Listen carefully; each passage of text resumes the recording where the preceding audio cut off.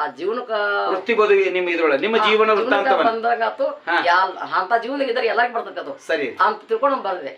Meeting ಇತ್ತು ನಮ್ಮ ದವಾಖಾನೆ ಒಳಗೆ. ಮೀಟಿಂಗ್ ಇದ್ದಾಗ ಹಾಡ್ಬೇಕಂತ ಹಾಡ್ದೆ. ಆಮೇಲೆ ನಮ್ಮ ಡಾಕ್ಟ್ರು ಏನಮ್ಮ ನಿನ್ ಕಡೆ ಸಾಹಿತ್ಯ ಐತೆ ನೋಡ್ರು. ಇಲ್ರಿ ಸರ್ ಇದೇ ಫಸ್ಟ್ ಬಂದಿತ್ತು ಅಂದೆ. ಚೆನ್ನಾಗಿ ಬಂದಿಯಮ್ಮ, ಇನ್ ಮೇಲೆ ನೀನು ಪೆನ್ಷನ್ ಆದ್ಮೇಲೆ ಸಾಹಿತ್ಯ ಮಾಡ್ಬಿಡಿ ಅಲ್ಲ, ಚೆನ್ನಾಗಿ ಬಂದಿದೆ, ಬರೀ ಹೊಂದಾಣಿಕೆ ಇದೆ, ಪ್ರಾಸಬದ್ಧವಾಗಿದೆ ಅಂತ ಅವರು ಗುರುತು ಕೊಟ್ಬಿಟ್ರು. ಆಯ್ತು ಫಸ್ಟೇ ಹಾಡೋಣ. ಅಂದ್ರೆ ಎಷ್ಟನೇ ವಯಸ್ಸಿನಲ್ಲಿ ತಾವು ಸಾಹಿತ್ಯ ಪ್ರಾರಂಭ ಮಾಡಿದ್ರು? ಅಂದ್ರೆ ಬರೀ ನಮಸ್ಕಾರ, ನಾನು ನಿಮ್ಮ ಪ್ರೀತಿಯ ಪ್ರಕಾಶ್.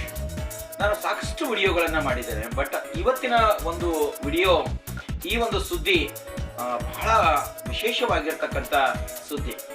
ಬಹುಶಃ ಒಂದು ಸಾಹಿತ್ಯವನ್ನ ಆರಂಭದಿಂದ, ಜೀವನದ ಆರಂಭದಿಂದ, ಬಹುಶಃ ಕಾಲೇಜ್ ಕಲಿಯುವಾಗ, ಹೈಸ್ಕೂಲ್ ಕಲಿಯುವಾಗ ಮತ್ತು ಡಿಗ್ರಿ ಕಲಿಯುವಾಗ ರಚನೆ ಮಾಡ್ತಾರೆ. ಆದ್ರೆ ಇವತ್ತು ನಾನು ಪರಿಚಯ ಮಾಡಿಕೊಳ್ಳುವಂತ ಒಬ್ಬ ಸಾಹಿತಿಯ ಬಗ್ಗೆ, ಅಂದ್ರೆ ಮಹಿಳಾ ಸಾಹಿತಿಯ ಬಗ್ಗೆ, ಯಾರಾದ್ರೂ 60 ವರ್ಷದ ನಂತರ ಸಾಹಿತ್ಯ ರಚನೆಯನ್ನ ಮಾಡೋರನ್ನ ನೀವೆಲ್ಲಾದ್ರೂ ನೋಡಿದ್ದೀರಾ ಅಂದ್ರೆ ಬಹಳ ಯಾರು ನಂಬಲಿಕ್ಕಿಲ್ಲ. ಆದ್ರೆ ಖಂಡಿತ ಸತ್ಯ. 60 ವರ್ಷದ ನಂತರ ಸಾಹಿತ್ಯ ರಚನೆ ಕೃಷಿಯನ್ನ ಪ್ರಾರಂಭ ಮಾಡಿ 75 ವರ್ಷಗಳಲ್ಲಿ, ಸುಮಾರು ಅವರ 75ನೇ ವರ್ಷದಲ್ಲಿ ಹಲವಾರು ಕಾದಂಬರಿಗಳನ್ನ ಮತ್ತು ಜಾನಪದ ಗೀತೆಗಳನ್ನ ಮತ್ತು ಕಥೆಗಳನ್ನ, ಹಾಗೆ ಬಹಳ ವಿಶಿಷ್ಟವಾದಂಥ ಭಕ್ತಿ ಗೀತೆಗಳನ್ನ ಬರೆದು ಸಾಹಿತ್ಯ ಪುರಸ್ಕಾರವನ್ನು ಪಡೆದುಕೊಂಡಿರ್ತಕ್ಕಂಥ ಒಬ್ಬ ಮಹಿಳಾ ಸಾಧಕಿಯನ್ನ, ಅಮ್ಮನವರನ್ನ ನಾನು ನನ್ನ ವಾಹಿನಿಯ ಮುಖಾಂತರವಾಗಿ ಪರಿಚಯ ಮಾಡಿಕೊಳ್ಳಕ್ಕೆ ಇಷ್ಟಪಡ್ತಾ ಇದ್ದೀನಿ. ಬನ್ನಿ ಹಾಗಾದ್ರೆ ಆ ಅಮ್ಮ ಯಾರು, ಎಲ್ಲಿದ್ದಾರೆ, ಅವರ ವಿಶೇಷತೆ ಏನೆಂಬುದನ್ನ ನಾನು ತಿಳಿಸಿಕೊಡುವಂಥದ್ದು ಪ್ರಯತ್ನ ನಿಮ್ಮ ಮುಂದೆ. ಪ್ರತಿಭೆಯ ಹುಟ್ಟು ಗುಡಿಸಲಾಗಿರ್ಬೋದು, ಆದರೆ ಪ್ರತಿಭೆಯ ಬೆಳಕು ನಾವು ಅರಮನೆಯಲ್ಲೇ ಕಾಣಬೇಕು. ಇದು ಈ ಒಂದು ನಾನುಡಿಯ ಪ್ರಕಾರವಾಗಿ ಖಂಡಿತವಾಗಿ ಪ್ರತಿಭೆ ಯಾವತ್ತೂ ಅದು ಗುಡಿಸಲಲ್ಲಿ ಹುಡ್ತಾ ಇದೆ, ಅದು ಅರಮನೆಯಲ್ಲಿ ಬೆಳಗ್ತಾ ಇದೆ ಎಂಬುದಕ್ಕೆ ಸಾಕ್ಷಿ ಇವತ್ತು ನಾನು ನಿಮಗೆ ತೋರಿಸುವಂತ ಒಬ್ಬ ಮಹಿಳಾ ಸಾಧಕಿಯ ಬಗ್ಗೆ. ಹಾಗೆ ಬಡತನದಲ್ಲಿ ಎಷ್ಟೇ ಇದ್ರೂ ಸಹಿತ ಸಾಧನೆ ಮಾಡುವ ಒಂದು ಛಲ ಕಟ್ ಮಾಡ. ಒಬ್ಬ ಸರ್ಕಾರಿ ವೃತ್ತಿಯಲ್ಲಿ ಇದ್ದುಕೊಂಡು ಸುಮಾರು 30 ವರ್ಷಗಳ ಕಾಲ ಸೇವೆ ಸಲ್ಲಿಸಿದ ನಂತರ, ಸೇವೆ ನಿವೃತ್ತಿಯ ನಂತರ ಸಾಹಿತ್ಯ ರಚನೆಗೆ ಕೈಗೊಂಡಿರ್ತಕ್ಕಂಥ ಅಮ್ಮ ಬೇರಾರು ಅಲ್ಲ, ನಮ್ಮ ಬಾಗಲಕೋಟೆ ಜಿಲ್ಲೆಯಲ್ಲಿ ಇರ್ತಕ್ಕಂಥ, ಪ್ರಸಕ್ತವಾಗಿ ಅವರು ಮುಧೋಳ ತಾಲೂಕಿನಲ್ಲಿ ಇರ್ತಕ್ಕಂಥ ಒಂದು ಜಯನಗರದಲ್ಲಿ ಇರ್ತಕ್ಕಂಥ ಒಂದು ಮನೆಯನ್ನು ಕಟ್ಕೊಂಡು ವಾಸ ಮಾಡ್ತಾ ಇದ್ದಾರೆ. ಜನರ ನಡುವೆ ಎಲ್ಲರ ಪ್ರೀತಿಯ ಅಮ್ಮನಾಗಿ ಹೊರಹೊಮ್ಮಿದ್ದಾರೆ. ಅವರು ಬೇರಾರು ಅಲ್ಲ, ಬಸಮ್ಮ ಭಜಂತ್ರಿ ಅಂತ ಹೇಳಿ. ಹಾಗಾದ್ರೆ ಬನ್ನಿ ನೋಡೋಣ ಅವರ ಜೀವನ ಯಶೋಗಾಥೆಯನ್ನ, ಅವರು ನಡೆದುಕೊಂಡು ಬಂದ ಅವರ ಜೀವನದ ಪರಿಯನ್ನ ನಾವು ನಿಮ್ಮ ಮುಂದೆ, ಬದುಕಿನ ಬುತ್ತಿಯನ್ನ ಬಿಚ್ಚಿಡುವಂತ ಪ್ರಯತ್ನ ನಿಮ್ಮ ಮುಂದೆ.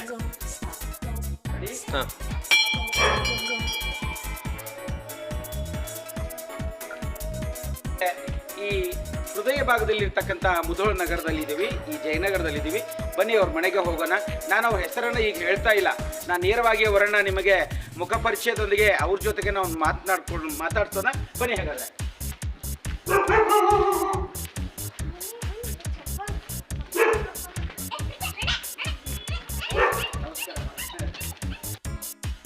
ಟಿವಿಗೆ ಹಾಗೆ ನಮ್ಮ U24 ವಾಹಿನಿಗೆ ತಮಗೆ ತುಂಬ ಸ್ವಾಗತ. ನಮ್ಮ ವಾಹಿನಿ ಮುಖಾಂತರವಾಗಿ ನಾವು ತಮ್ಮನ್ನ ಕೆಸರಿನಲ್ಲಿ ಹರಡಿರುವ ಕಮಲದ ಹಾಗೆ ಇವತ್ತು ಎಲೆಮರೆಯ ಕಾಯಿಗಳನ್ನು ಗುರುತಿಸುವಂಥ ಒಂದು ಪ್ರಯತ್ನದಲ್ಲಿ ತಮ್ಮನೆಗೆ ನಾವು ಬಂದಿದ್ದೀವಿ. ಪರಿಚಯವನ್ನು ಮಾಡಿಕೊಳ್ಳುವಂಥ ಪ್ರಯತ್ನವನ್ನು ನಾವು ಮಾಡ್ತಾ ಇದ್ದೀವಿ. ಬರೋಣ ಸರ್, ಬರೋಣ. ಒಂದು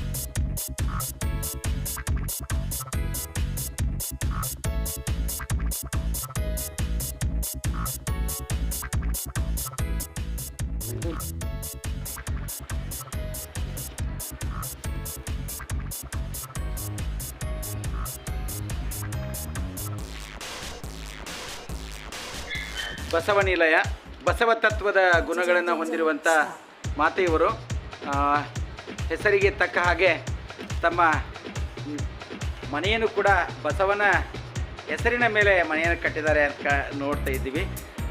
ನೋಡೋಣ ಅವರ ಜೀವನ ವೃತ್ತಾಂತವನ್ನು ಅವರ ಜೊತೆಗೆ ನಾವು ಹಂಚಿಕೊಳ್ಳೋಣ. ಸಾಹಿತ್ಯದ ತಿರುಳನ್ನು ಕೂಡ ಅವ್ರ ಜೊತೆಗೆ ನಾವು ಮಾತನಾಡೋಣ. ಇವತ್ತು ನಾವು ಮಹಾನ್ ಸಾಹಿತಿ, ಅದರಲ್ಲಿ ಎಲೆಮರಿಕಾಯಿ ಅಂತಿರುವ ಬಸಮ್ಮ ಭಜಂತ್ರಿ ಅವ್ರ ಮನೆಯೊಳಗಿದ್ದೀವಿ.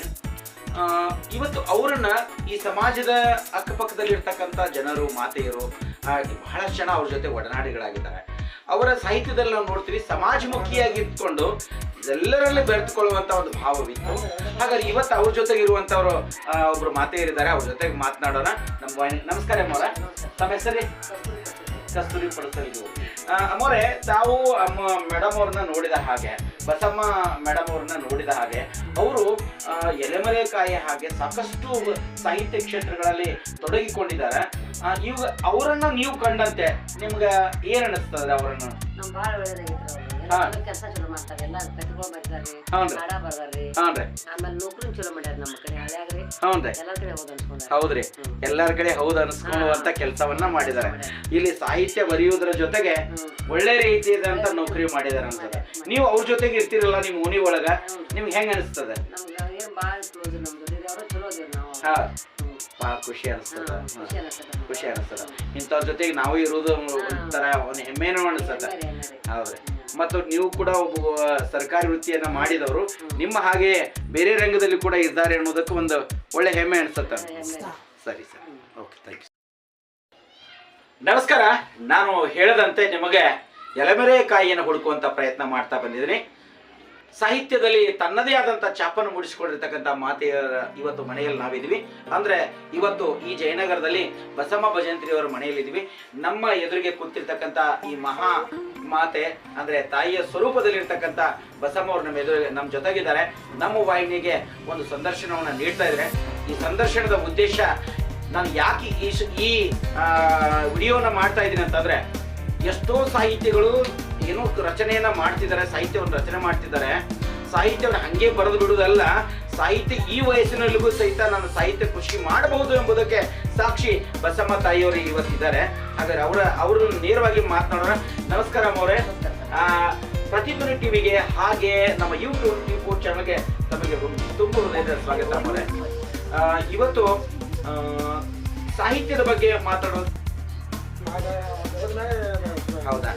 ಸರಿ, ಭಾಳ ಹೆಮ್ಮೆ ಅನ್ಸತ್ತೆ ನಿಮ್ಗೆ. Thank you sir, thank you. ಸಾಕಿಷ್ಟ ಪೂರ್ವದೊಳಗೆ ನಾನು ನಿಮಗೆ ನಿಮ್ಮ ಜೀವನದ ಬುದ್ಧಿಯನ್ನು ಬಿಚ್ಚುವಂತ ಒಂದು ಪ್ರಯತ್ನ ಮಾಡ್ತೀನಿ. ತಮ್ಮ ಜೀವನದ ಚರಿತ್ರೆಯನ್ನು ಸ್ವಲ್ಪ ಪರಿಚಯ ಮಾಡ್ಕೊಡ್ತೀವಿ ನಮ್ಮ ವೀಕ್ಷಕರಿಗೆ. ನಮ್ಮ ಹುಟ್ಟು ಹಳ್ಳೂರು, ತಾಲೂಕಿನ ಹಳ್ಳೂರು. ಆಮೇಲೆ ನಾವು ಅಲ್ಲೇ ಶಾಲೆ, ನಮ್ದು ಕನ್ನಡ ಶಾಲೆ ಎಲ್ಲ ಮುಗಿತೇವೆ. ಹೈಸ್ಕೂಲು ಆಲ್ಮಟ್ಟಿ ಸಲ, ಆಲ್ಮಟ್ಟಿ ಆತಲ್ಲ, ಆಲ್ಮಟ್ಟಿ ಹೈಸ್ಕೂಲ್ ಮುಗಿದ್ದು. ಆಮೇಲೆ 2 ವರ್ಷ ಟ್ರೈನಿಂಗ್, ಬಿಜಾಪುರ ಟ್ರೈನಿಂಗ್ ಹಾಕಿದೆ. ಯಾವುದು ನರ್ಸ್ ಕೋರ್ಸ್ ಅಂತ ಹಾಕಿದೆ ಸರ್, ಅದು ಆಗಿ ಬಂತು ದೇವ್ರ ಪುಣ್ಯದಿಂದ. ಆಮೇಲೆ 2 ವರ್ಷ ಟ್ರೈನಿಂಗ್ ಮುಗಿಸಿದ ನಂತರ ಜಾಬ್ ಸಿಕ್ತಿದ್ದೆ. ಜಾಬ್ ಅಂದ್ರೆ ನಾನು ಇಲ್ಲಿ ಲೋಕಲ್ PHCಗೆ ಫಸ್ಟ್ ಅಪಾಯಿಂಟ್ಮೆಂಟ್ ಅಂತ. ತಾವು ಯಾವ ಇಲಾಖೆಯಲ್ಲಿ ತಾವು ವೃತ್ತಿಯನ್ನ ಪ್ರಾರಂಭ ಮಾಡಿದ್ರಿ ಮೊರೆ? ಆರೋಗ್ಯ ಇಲಾಖೆ ಮಾಡಿದೆ. ಆರೋಗ್ಯ ಇಲಾಖೆ ಟ್ರೈನಿಂಗ್ ಮಾಡಿದೆ. ಆರೋಗ್ಯ ಇಲಾಖೆದಾಗ 29 ವರ್ಷ ಸರ್ವಿಸ್ ಮಾಡಿದೆ. ಅಂದ್ರೆ ನಿರಂತರವಾಗಿ ಆರೋಗ್ಯ ಇಲಾಖೆಯಲ್ಲಿ ಯಾವ ತಮ್ಮ ಹುದ್ದೆ ಹೆಸರು ಯಾವ್ದಿತ್ರಿ? ಯಾವ ANM ಅಂತ ಮೊದಲಿತ್ತು. ANM ಅಂದ್ರೆ ಆಕ್ಸಿಲರಿ ನರ್ಸ್ ಮಿಡ್ವೈಫ್ ಫಸ್ಟ್ ಇತ್ತು. ಆಮೇಲೆ ಅದು 20 ವರ್ಷ ಸರ್ವಿಸ್ ಆದ್ಮೇಲೆ, 22 ವರ್ಷ ಆದ್ಮೇಲೆ ಇನ್ನು 5 ವರ್ಷ ಉಳಿತು ಮುಂದೆ. ಅವಾಗ LHB ಲೇಡೀಸ್ ಹೆಲ್ತ್ ವಿಜಿಸ್ಟರ್ ಅಂತೇಳಿ ಅದು ಪ್ರಮೋಷನ್ ಆಗ್ಬೇಕಾದ್ರೆ 6 ತಿಂಗಳ ಟ್ರೈನಿಂಗು ಎಲ್ಲಿ ಗುಲ್ಬರ್ಗ ಆಗ್ತದೆ. ಗುಲ್ಬರ್ಗ 6 ತಿಂಗಳ ಟ್ರೈನಿಂಗ್ ಆದ್ಮೇಲೆ ಅದು 5 ವರ್ಷ ನಮ್ಮ ವೃತ್ತಿ ಬದುಕಿನಲ್ಲಿ ನೀವು ಸಾಹಿತ್ಯ ಕೃಷಿಯನ್ನು ಮಾಡಿದ್ರಿ. ತಾವು ನಿರಂತರವಾಗಿ 29 ವರ್ಷಗಳ ಕಾಲ ಸರ್ಕಾರಿ ಸೇವೆಯನ್ನ ಮಾಡಿದ್ರಿ. ಅಂದ್ರೆ ಆರೋಗ್ಯ ಇಲಾಖೆ ಒಳಗೆ ನಿಮ್ಮನ್ನ ನೀವು ತೊಡಗಿಸ್ಕೊಂಡ್ರಿ. ನೀವಿರುವಂತ ಅಥವಾ ನೀವು ಆಯ್ದುಕೊಂಡಂತ ನಿಮ್ಮ ಉದ್ಯೋಗದ ಕ್ಷೇತ್ರವೇ ಬೇರೆ, ಸಾಹಿತ್ಯದ ಕ್ಷೇತ್ರವೇ ಬೇರೆ. ಹೌದ್ರಿ ನಮ್ಮವರೇ. ಹಾಗಾದ್ರೆ ನೀವು ಸಾಹಿತ್ಯಕ್ಕೆ ಒಲವು ಹೇಗೆ ಬಂತು? ಅಂದ್ರೆ ನಾನೀಗ ಫಸ್ಟ್ ನೌಕರಿ ಮಾಡೋದ ಕಲೆ ಇತ್ತು. ಕಲೆ ಅಂದ್ರೆ ಒಂದು ಸಂಗೀತ ಕಲೆ, ಯಾವ್ದು ಸಂಗೀತ ಬಾರಿಸಿದ್ರ, ಯಾವ ತಬಲಾ ಬಾರಿಸ್ಲಿ, ಪೇಟಿ ಬಾರಿಸ್ಲಿ, ಏನೇ ಇದ್ರು ನಿಂತು ಕೇಳಬೇಕು ಅನ್ನೋದಕ್ಕೆ ಸಂಗೀತ ನಾವು ಜಾಸ್ತಿ ಇತ್ತು. ಆಮೇಲೆ ಅದು ನಾನು ಸಾಧ್ಯ ಇಲ್ರಿ, ಯಾಕೆ ವಯಸ್ಸಾದ್ಮೇಲೆ ಅವ್ರು ಕಲಿಯಾಕಾಗತ್ತ ಆಗಲ್ಲ, ಅದೊಂದಿತ್ತು. ಆಮೇಲೆ ಬರಿಬೇಕನ್ನೋದು ಇತ್ರಿ, ಬರೆಯಕ್ಕೆ ನಮ್ಗೆ ಸಾಧ್ಯ ಆಗಿಲ್ಲ. ಯಾಕಂದ್ರೆ ನನ್ನ ಕೆಲಸದಾಗ ನನಗೆ ಏನು ಬಿಡುವಲ್ಲಿಲ್ಲ. ಅದಕ್ಕಂತ ನಾನು ಹಾಗಿಲ್ಲ. ಆದ್ಮೇಲೆ ಒಂದೇ ಒಂದು ಕೋಣ ಬಂದೆ. ಮೋಡದ ಮಳೆಯಲ್ಲಿ ಸಿಲುಕಿದ್ದೆ ನಾನು, ಬೆಳಕಿಗೆ ತಂದವರು ಯಾರು, ಬೆಳಕಿಗೆ ತಂದವರು ಯಾರು. ನನ್ನದೊಂದು ಆ ಜೀವನಕ್ಕ ವೃತ್ತಿ ಬದುಕಿ ನಿಮ್ಮ ಜೀವನ ಬಂದಾಗತ್ತು. ಅಂತ ಜೀವನಕ್ಕೆ ಇದ್ರೆ ಎಲ್ಲ ಬರ್ತದೆ. ಸರಿ, ತಿಳ್ಕೊಂಡು ಬರದೆ. ಮೀಟಿಂಗ್ ಇತ್ತು ನಮ್ಮ ದವಾಖಾನೆ ಒಳಗೆ. ಮೀಟಿಂಗ್ ಇದ್ದಾಗ ಹಾಡಬೇಕಂತ ಹಾಡಿದೆ. ಆಮೇಲೆ ನಮ್ಮ ಡಾಕ್ಟ್ರು ಏನೋ ಮಾಡಿ ಕಡೆ ಸಾಹಿತ್ಯ ಐತೆ ನೋಡ್ರು ಇಲ್ರಿ ಸರ್ ಇದೇ ಫಸ್ಟ್ ಬಂದಿತ್ತು ಅಂದೆ. ಚೆನ್ನಾಗಿ ಬಂದಿಯಮ್ಮ, ಇನ್ ಮೇಲೆ ನೀನು ಪೆನ್ಷನ್ ಆದ್ಮೇಲೆ ಸಾಹಿತ್ಯ ಮಾಡ್ಬಿಡಿ ಅಲ್ಲ, ಚೆನ್ನಾಗಿ ಬಂದಿದೆ, ಅವ್ರು ಬರೀ ಹೊಂದಾಣಿಕೆ ಇದೆ, ಪ್ರಾಸಬದ್ಧವಾಗಿದೆ ಅಂತ ಹೇಳಿ ಅವರು ನಾನು ಗುರುತು ಕೊಟ್ಬಿಟ್ರು. ಆಯ್ತು ಸರ್, ಫಸ್ಟೇ ಹಾಡೋಣ. ಅಂದ್ರೆ ಎಷ್ಟನೇ ವಯಸ್ಸಿನಲ್ಲಿ ತಾವು ಸಾಹಿತ್ಯ ಪ್ರಾರಂಭ ಮಾಡಿದ್ರಿ? ಅಂದ್ರೆ ಬರೀಲಿಕ್ಕೆ ಅಂದ್ರೆ ರಿಟೈರ್ಡ್ ಆದ ನಂತರ ಪ್ರಾರಂಭ ಮಾಡಿದ್ರು, ಅದಕ್ಕಿಂತ ಪೂರ್ವದೊಳಗೆ? ಇಲ್ಲ, ರಿಟೈರ್ ಆದ್ಮೇಲೆ ಸರ್. ಒಂದೇ ರಿಟೈರ್ ಆಗಕ್ಕಿಂತ ಮುಂಚೆ ಬರ್ದಿದ್ದು, ರಿಟೈರ್ ಹಾಕಿ 3 ತಿಂಗಳು ಅಷ್ಟೇ ಇತ್ತು, ಒಂದೇ ಹಾಡ ಬರ್ದಿದ್ದೆ. ಆಮೇಲೆ ಮುಗಿದ ಮೇಲೆ ಉಳ್ಕದೆಲ್ಲ ಒಂದ್ 300 ಹಾಡ ಆಗಿರ್ಬೋದು. ಅದು ಆರಂಭದಿಂದ ಪ್ರಾರಂಭ ಆಗ್ತದೆ, ಕೆಲವರಿಗೆ ವಿದ್ಯಾರ್ಥಿಗಳಿದ್ದಾಗನ ಪ್ರಾರಂಭ ಆಗ್ತದ, ಅಥವಾ ಕಾಲೇಜ್ ಕಲಿಯುವಾಗ ಪ್ರಾರಂಭ ಆಗ್ತದ. ಆದ್ರೆ ಇಲ್ಲೊಂದು ಸಾಹಿತ್ಯದ ವಿಶೇಷತೆ ಏನಪ್ಪಾ ಅಂತಂದ್ರೆ, ನಾನು ಅದಕ್ಕೆ ಹೇಳಿದೆ, ಜ್ಞಾನ ಹೇಗಿದೆ ಅಂದ್ರೆ ಅದು ಈಗಲೇ ಬರಬೇಕು ಅನ್ನುವಂಥದ್ದಿಲ್ಲ. ವಿಚಾರ ಮಾಡ್ರಿ, ಅಮ್ಮನವ್ರಿಗೆ, ಮಾತೆಯವರಿಗೆ 58 ವರ್ಷದ ನಂತರ ನಾನು ಸಾಹಿತ್ಯ ಕೃಷಿ ಮಾಡಬೇಕು ಅನ್ನುವಂಥ ಅವರ ಮೊದಲ ಒಂದು ಗೀತೆಯನ್ನು ಬರೆದು ಹಾಡಿದಾಗ, ರಾಗ ಸಂಯೋಜನೆ ಮಾಡಿದಾಗ ಅವರಿಗೆ ಮೊದಲ ಒಂದು ಪ್ರೇರಣೆ ಅವರ ಅಧಿಕಾರಿಗಳಿಗೆ ಕೊಟ್ಟರು. ಆ ಒಂದು ಅಧಿಕಾರಿಗಳ ಪ್ರೇರಣೆ ವಿಚಾರ ಮಾಡ್ರಿ, ನಾನು ಈಗಲೂ ಕೂಡ ಸಾಹಿತ್ಯ ಕೃಷಿ ಮಾಡಬಹುದು ಎಂಬುದಕ್ಕೆ ಸಾಕ್ಷಿ ಅಮ್ಮನವ್ರು. ನಾನು ಅದಕ್ಕೆ ಹೇಳ್ತಾ ಇದ್ದೆ, ಪ್ರತಿಭೆ ಹೆಂಗಿರ್ತದಪ್ಪ ಅಂತಂದ್ರೆ ಅದು ಅಂಗಾರದೊಳಗೆ ಸುಟ್ಟು ಅದು ಬಂಗಾರಾಗಿ ಅದು ಸದಾ ಬೆಳಕಿಗೆ ಬರ್ತದೆ ಅನ್ನೋದಕ್ಕೆ ವಯಸ್ಸಿನ ನಿರ್ಬಂಧವಿಲ್ಲ ಅನ್ನೋದಕ್ಕೆ ಸಾಕ್ಷಿ ನಮ್ಮ ಮಾತೆಯವರು. ಇವರು ಸಾಹಿತ್ಯದ ಕೃಷಿ ಮಾಡಬಹುದು ಎಂಬುದಕ್ಕೆ ಅತ್ಯುತ್ತಮ ಉದಾಹರಣೆ ನಾವು ನೋಡ್ತಾ ಇದ್ದೀವಿ. ಈಗ ಬಹಳ ಖುಷಿ ಅನಿಸ್ತಾ ಇದೆ.